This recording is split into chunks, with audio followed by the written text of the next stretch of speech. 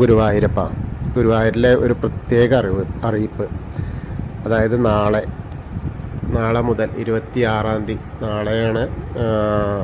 രാവിലെ 3 മണി തൊട്ടിട്ട് 3:30 വരെയാണ് നിർമ്മാല്യ ദർശനത്തിൻ്റെ ആ സമയം മാത്രമേ ഉള്ളൂ ദർശനം. പിന്നെ ഉച്ചയ്ക്ക് ശേഷമാണ് ദർശനമുള്ളൂ. അത് എന്താ കാരണം എന്ന് വെച്ചാൽ, ഗുരുവായൂർ ക്ഷേത്രക്കുളത്തിൽ റീൽസ് ചിത്രീകരിച്ചു. അത് പുണ്യാഹം നടത്താനൊരുങ്ങി ദേവസ്വം എന്നാണ്. നാളെ ഉച്ചവരെ ദർശനത്തിന് നിയന്ത്രണം. അഹിന്ദു ആയ ഒരു ലേഡി ഗുരുവായൂർ ക്ഷേത്രത്തിൻ്റെ ക്ഷേത്രക്കുളത്തിൽ അവിടെ കാൽ കഴുകിയിട്ട് അതിൻ്റെ റീൽസ് ചിത്രീകരിച്ചു എന്നുള്ളതാണ്. അപ്പോൾ പുണ്യാഹം നടത്താൻ വേണ്ടിയിട്ടാണ്. അപ്പോൾ രാവിലെ 3 മണിക്കുള്ള നിർമ്മാല്യ ദർശനം മാത്രമേ ഉള്ളൂ. 3 to 3:30 വരെയൊക്കെയാണ് പറയുന്നത്. അതിനുശേഷം ഉച്ചവരെ പിന്നെ വേറെ ഇല്ല. അതായത് ക്ഷേത്രത്തിൽ 6 ദിവസത്തെ പൂജകളും ശീവേലിയും ആവർത്തിക്കുന്ന പറഞ്ഞ്.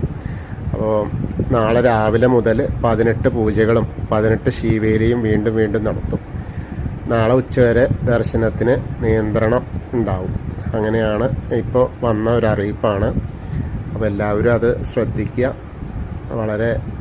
നമുക്ക് വളരെ വിഷമമുള്ള ഒരു അന്തരീക്ഷമാണ്. കാരണം നമുക്ക് ഗുരുവായൂരപ്പനെ എപ്പോഴും തൊഴാൻ പറ്റുന്ന അവസ്ഥയിൽ നിന്ന് മാറ്റം വരികയാണ്. എന്തായാലും എല്ലാം ഗുരുവായൂരപ്പൻ്റെ ലീലാവിലാസങ്ങൾ അങ്ങനെയല്ലേ പറയാൻ പറ്റൂ.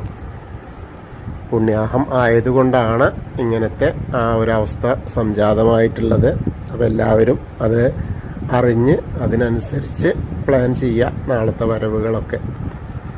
എല്ലാവർക്കും ഗുരുവായൂരപ്പൻ്റെ അനുഗ്രഹം ലഭിക്കട്ടെ. ഹരേ കൃഷ്ണ.